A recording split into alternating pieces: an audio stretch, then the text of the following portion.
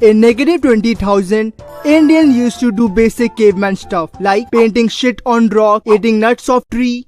Knock knock. Is the Aryans. In negative 1500, Aryans were the first to invade India. We are invading you. Any resistance will not be appreciated.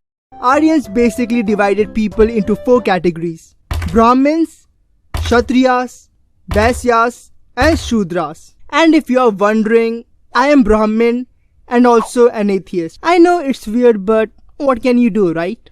Hey! It's the Greeks! In negative 300, Alexander the Great from Greece invaded India. This guy, sexy right? He began his raid into Punjab, right here.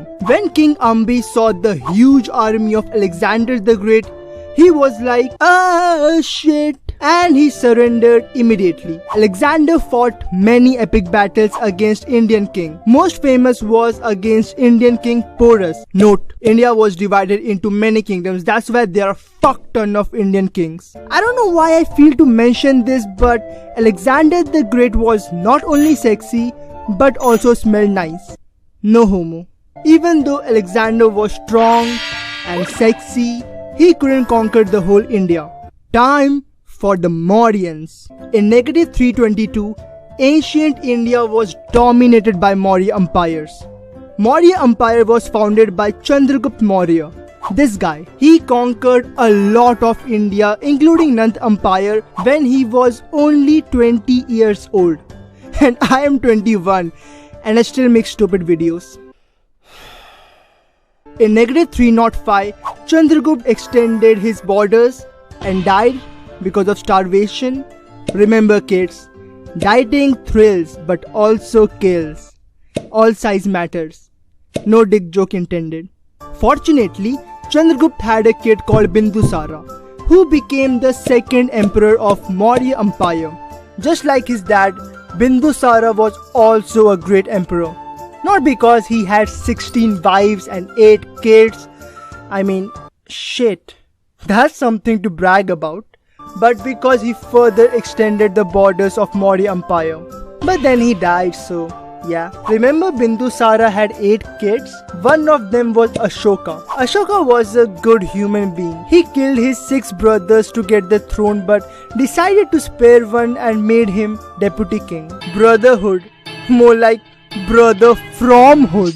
I am the one, your son don't need a gun to get respect up on the street. Under the sun, the bastard son will pop the clock to feed himself and family. Yeah, that was a bad joke. And Ashoka even extended the border of Maurya Empire. At Ashoka time, Buddhism spread all over the country to other countries as well. Maurya Empire was freaking strong, but no political empire can last forever, right? India saw the fall of Maurya Empire because of various reasons. One of it was the bad emperors after Ashoka. Many empires invaded and ruled India after that, like Guptas and Lodis. It was after the downfall of the Lodis that the next great dynasty came, the Mughals. Mughals were great conquerors, great philosopher and lover of art. One of the wonders of modern world, Taj Mahal, not sure if you have heard about it, was built during this period. Mughals were basically situated in the northern side of India. In the south, there was other Hindu kingdoms like Cholas and the Satavahanas. These kingdoms too contributed to the Indian heritage. They built some of the most magnificent temples, most of which exist even today. Guess who invaded now? It's the Britishers. Who would have guessed? It was the most expected shit in the history of Indian mankind. East India Company was set up to make profits, and by 1857, the British rule of India was called. India didn't participate directly, but India was under the British rule, so what choice we had, right?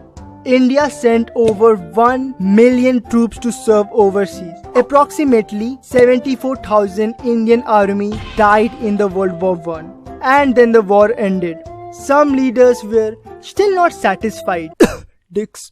So World War II was started in 1939. over 2.5 million Indian troops were sent to have fun, and most of them didn't come back. And it became the largest volunteer army in the world history.